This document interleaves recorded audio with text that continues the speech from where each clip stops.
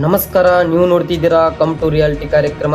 ಇವತ್ತಿನ episode rowdy sheeter ಆಗಿದ್ದ Harish Rai cinema ಲೋಕಕ್ಕೆ ಬಂದಿದ್ದಾದ್ರೂ ಹೇಗೆ.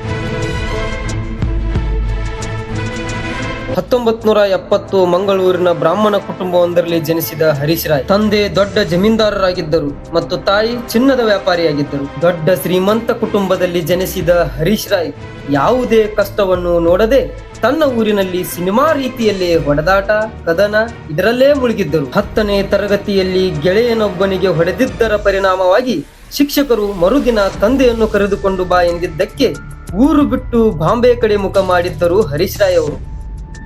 ಮುತ್ತಪ್ಪರಯ್ಯನ್ನೇ ಸ್ಫೂರ್ತಿಯಾಗಿಟ್ಟುಕೊಂಡು ಬಾಂಬೆಯಲ್ಲಿ 2 ವರ್ಷಗಳ ಕಾಲ ಸಣ್ಣ ಪುಟ್ಟ ರೌಡಿಜಾಮ್ ಮಾಡಲು ಪ್ರಾರಂಭಿಸಿದ್ದರು. ಅದನ್ನು ನೋಡಿದ ಬಾಂಬೆಯಲ್ಲಿನ ತನ್ನೂರಿನ ಜನ, ಅಯ್ಯೋ ನೀನು ಭಟ್ರ ಮಗ ಅಲ್ವೇನಪ್ಪ, ಬೇಡಪ್ಪ, ಇದು ಬೇಡ, ಸರಿಯಲ್ಲ, ನೀನು ಊರಿಗೆ ಹೋಗು ಎಂದು ಬುದ್ಧಿವಾದ ಹೇಳಿ ಮರಳಿ ಊರಿಗೆ ಕಳಿಸಿದ್ದರು. ಮರಳಿ ಊರಿಗೆ ಬಂದ ಹರೀಶ್ ರಾಯ್ ಬಾಂಬೆಯಲ್ಲಿ ನೋಡಿದ ರೌಡಿಸಂನನ್ನ ಮರಿತಾರ ಅದೇ ಊರಿನಲ್ಲಿ ಮತ್ತೆ ರೌಡಿಸಂ ಪ್ರಾರಂಭ ಮಾಡಿದರು. ಇದರ ಕಾಟ ತಾಳಲಾರದೆ ಪೊಲೀಸರು ಅನಿವಾರ್ಯವಾಗಿ ರೌಡಿ ಶೀಟರ್ ಓಪನ್ ಮಾಡಬೇಕಾಯಿತು. ಪೊಲೀಸರ ಕಾಟ ತಾಳಲಾರದೆ ಬೆಂಗಳೂರಿನತ್ತ ಪಯಣ ಪ್ರಾರಂಭಿಸಿದರು ಹರೀಶ್ ರಾಯ್. ಬೆಂಗಳೂರಿಗೆ ಬಂದ ಹರೀಶ್ ರಾಯ್ ಮುತ್ತಪ್ಪ ರೈ, ಸಾಧು ಶೆಟ್ಟಿ, ಶರತ್ ಶೆಟ್ಟಿ ಮತ್ತು ಹಲವಾರು ಭೂಗತ ಲೋಕದ ದೊರೆಗಳ ಪರಿಚಯದಿಂದ 1992ರಲ್ಲಿ ಒಬ್ಬ ವ್ಯಕ್ತಿಗೆ ಚಾಕುವಿನಿಂದ ಇರಿದು ಕೊಂದನೆಂದು ಪೊಲೀಸರು ಕೇಸು ದಾಖಲಿಸಿಕೊಂಡರು. ಆರೋಪವನ್ನು ತಲೆಯ ಮೇಲೆ ಹೊತ್ತುಕೊಂಡ ಹರೀಶ್ ರಾಯ್ಗೆ ಸಾಕಪ್ಪ ಸಾಕು, ಇದೆಲ್ಲ ಸಾಕು, ಸಿನಿಮಾ ರಂಗದಲ್ಲಾದ್ರೂ ಏನನ್ನಾದ್ರೂ ಮಾಡಬೇಕೆಂದು ಸಿನಿಮಾ ರಂಗದಲ್ಲಿ ಹುಡುಕಾಟ ನಡೆಸುತ್ತಿದ್ದ ಹರೀಶ್ ರಾಯ್ಗೆ ಅದೇಗೋ ರಿಯಲ್ ಕ್ಯಾರೆಕ್ಟರ್ ಹುಡುಕುವ ಉಪೇಂದ್ರರವರ ಪರಿಚಯವಾಯಿತು. ಹರೀಶ್ ರಾಯ್ ಅವರಿಗೆ ಅದೇ ಸಮಯಕ್ಕೆ ಓಂ ಸಿನಿಮಾದಲ್ಲಿ ರಾಯ್ ಎನ್ನುವ ಡಾನ್ ಪಾತ್ರ ಕೊಟ್ಟ ಉಪೇಂದ್ರರವರು. ರಿಯಲ್ ಲೈಫ್ ನಲ್ಲಿ ಕೂಡ ಡಾನ್ ಆಗಿದ್ದ ಹರೀಶ್ ರಾಯ್ಗೆ ಸಿನಿಮಾದಲ್ಲಿ ಡಾನ್ ಪಾತ್ರದಲ್ಲಿ ಅಭಿನಯಿಸುವುದು ಕಷ್ಟವೇನಾಗ್ಲಿಲ್ಲ. ಓಂ ಸಿನಿಮಾ ಮುಖಾಂತರ ಸಿನಿ ರಂಗಕ್ಕೆ ಬಂದ ಹರೀಶ್ ರಾಯ್ ಸಿನಿಮಾ ರಂಗವನ್ನೇ ತನ್ನತ್ತ ನೋಡುವಂತೆ ಮಾಡಿದರು.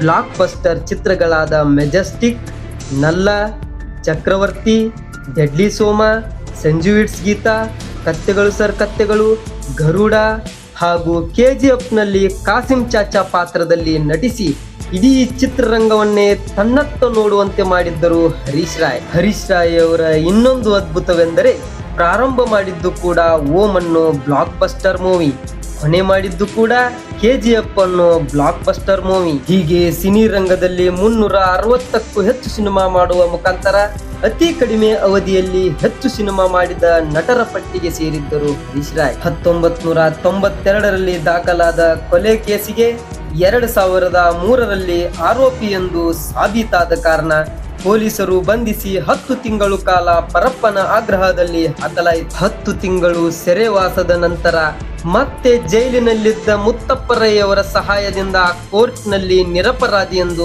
ಸಾಬೀತು ಮಾಡಿಕೊಂಡರು. ಕೋರ್ಟ್ನಲ್ಲಿ ನಿರಪರಾಧಿ ಎಂದು ಸಾಬೀತಾಯ್ತು. ಮಾಡಿದ ಕರ್ಮಾನೋ ಏನೋ ಗೊತ್ತಿಲ್ಲ. KGF 2 ಮಾಡುವಾಗ ಸಣ್ಣ ಪುಟ್ಟ ಕಾಯಿಲೆಗಳಿಂದ ಬಳಲುತ್ತಿದ್ದ ಹರೀಶ್ ರಾಯ್ ಅವರಿಗೆ ಮುಂದೊಂದು ದಿನ ಕ್ಯಾನ್ಸರ್ ಇದೆ ಎಂದು ಗೊತ್ತಾಯ್ತು. ಇಷ್ಟೆಲ್ಲ ಸಿನಿಮಾ ಮಾಡಿದ ಹರೀಶ್ ರಾಯ್ಗೆ ಕೊನೆಗಾಲದಲ್ಲಿ ಚಿಕಿತ್ಸೆಗಾಗಿ ದುಡ್ಡೇ ಇರಲಿಲ್ಲ.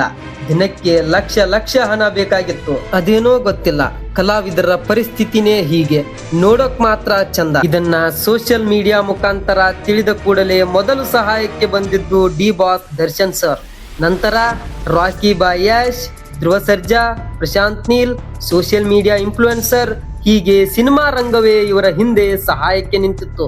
ಆದರೆ ವಿಧಿ ಭಗವಂತರ ರೂಪವಲ್ಲವೇ. ಚಿಕಿತ್ಸೆ ಫಲಿಸದೆ ಇದೇ ದಿನಾಂಕ 6/11/2025ರಂದು ನಮ್ಮನ್ನೆಲ್ಲ ಬಿಟ್ಟು ಮರಳಿ ಬಾರದ ಲೋಕಕ್ಕೆ ಪಯಣ ಬೆಳೆಸಿದರು. ಪ್ರೀತಿಸಿ ಮದುವೆಯಾದ ಆರತಿ ಮತ್ತು 2 ಗಂಡ ಮಕ್ಕಳ ಆಕ್ರಂದ ಮುಗಲ ಮುಟ್ಟಿತ್ತು. ತಂದೆಯ ರೀತಿಯಲ್ಲಿ ನಟನಾಗೋ ಕನಸು ಹೊತ್ತಿರುವ 23 ವರ್ಷದ ರೋಹಿತ್ ರಾಯ್ ಅವರಿಗೆ ಆ ಭಗವಂತನ ಆಶೀರ್ವಾದ ಬೇಗ ಸಿಗಲೆಂದು ನಾವೆಲ್ಲ ಬೇಡಿಕೊಳ್ಳೋಣ. ಮತ್ತೆ ಭೇಟಿಯಾಗೋಣ. ನಮಸ್ಕಾರ.